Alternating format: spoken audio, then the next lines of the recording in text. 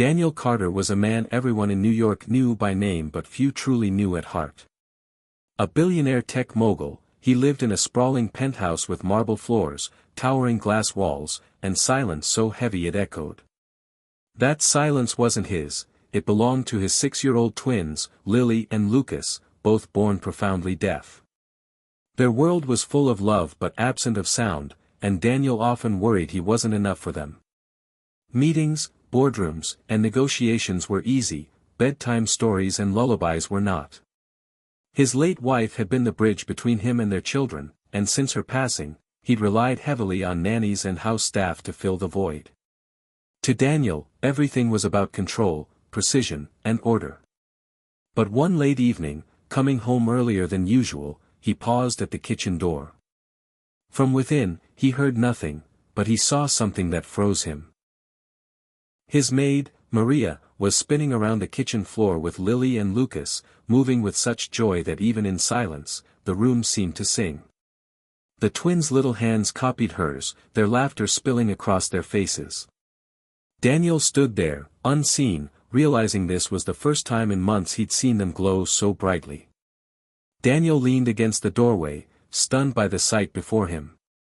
Maria, who had been working in his home for only a few months, wasn't just cleaning or tidying, she was dancing. With flour dust in her hair and an apron tied loosely at her waist, she twirled and clapped in rhythm, guiding Lily and Lucas with her hands. She wasn't making noise, they couldn't hear it anyway. Instead, she taught them to feel the rhythm through vibrations, stomping feet against the tile, tapping the countertop in patterns, using gestures to mimic melodies. The children responded eagerly, eyes wide, hands flapping in excitement, their giggles silent but radiantly alive. To Daniel, who had been struggling for years to connect, it looked like magic. He suddenly realized Maria hadn't been hired to simply clean his penthouse, without him knowing, she had become the melody his children desperately needed. Watching them spin across the kitchen floor, Daniel felt something stir inside him, something he hadn't allowed himself to feel since his wife's death, hope. He cleared his throat softly, stepping into the room, unsure how to react. But what happened next in that kitchen shocked him more than the dance itself. When Daniel stepped into the light, Maria froze mid-spin, her cheeks flushing crimson. She stammered, reaching for the dish rag as though she'd been caught committing some unforgivable crime. But before she could apologize, Lily and Lucas tugged at their father's sleeve, their small hands moving rapidly in sign language. Daniel wasn't fluent, he still struggled with many signs, but he recognized enough to understand, "Dance with us, Daddy." His throat tightened. For years, he had poured wealth into therapists and teachers, yet his children had never asked him for something so simple, so human. Maria, still hesitant, gently encouraged him. "They want you to join," she whispered, her accent warm and kind. Daniel hesitated, the weight of grief pressing on his chest. He had always avoided these moments, fearing he would fail. But something in the children's pleading eyes broke down the wall he'd built around himself. Slowly, awkwardly, Daniel extended his hands. Maria guided him, showing how to feel the rhythm by stomping lightly on the ground. The twins squealed with delight, their laughter silent but visible, and soon the three of them were moving together. For the first time in years, Daniel wasn't a CEO, or a widower, or a man defined by loss, he was simply a father, learning how to dance with his children.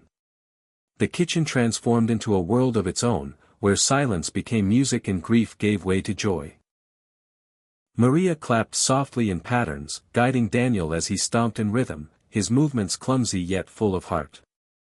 Lily and Lucas spun around him, their small feet tapping in sync with the vibrations, their hands flying as they signed excitedly to one another. Daniel, though fumbling, began to laugh, a sound he hadn't heard from himself in years. Maria's eyes softened as she watched the scene unfold, her presence no longer that of an employee but of a teacher, a healer, even a friend. Then, unexpectedly, Lucas reached for a metal pot and tapped it against the counter, creating a beat they could all feel. Lily clapped along, Maria followed, and soon Daniel joined in too. They weren't just dancing anymore, they were making their own music, one that needed no sound to exist. For the twins, it was freedom; for Daniel, it was revelation.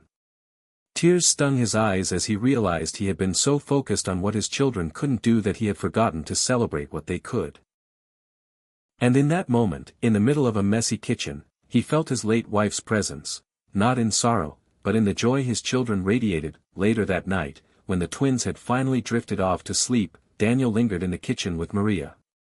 The counters were dusted with flour, and a pot still sat askew from their impromptu band. He turned to her, his usual commanding tone softened into something unfamiliar: gratitude. "I didn't know they could be this happy," he admitted, his voice breaking.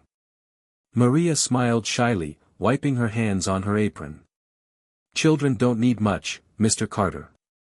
They don't hear music like others, but they can feel it, in their hearts, in their feet, in the way people love them."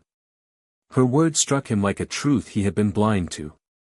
For years, he had provided every luxury money could buy, thinking that was enough. Yet tonight, Maria had given them something he couldn't purchase: connection. He realized then that her role in his house was far greater than cleaning rooms or preparing meals. She had opened a door for his children, and for him too. As Daniel looked at her, he felt humbled, even ashamed, that it had taken him so long to see the power of something as simple as a dance in the kitchen. From that night forward, everything changed. Daniel carved out time in his relentless schedule, no longer treating fatherhood as something fragile he might break but as something sacred he could finally embrace. Every evening, the kitchen became their stage: flour-dusted counters, wooden spoons as drums, feet tapping out rhythms only they could feel. Maria continued to guide them, but more importantly, she gave Daniel the confidence to step into his children's world, not as a billionaire providing luxuries, but as a father offering presence. Word of his transformation spread quietly among his staff, and even his business partners noticed the softer man behind the sharp suits. But for Daniel, the true success was simpler: the way Lily and Lucas ran to greet him with open arms, the sparkle in their eyes when they signed, "Dance with us, Daddy." In those moments, Daniel understood that love doesn't need sound to be heard, it only needs to be felt. And in a kitchen where silence once reigned, joy now echoed louder than any music ever could.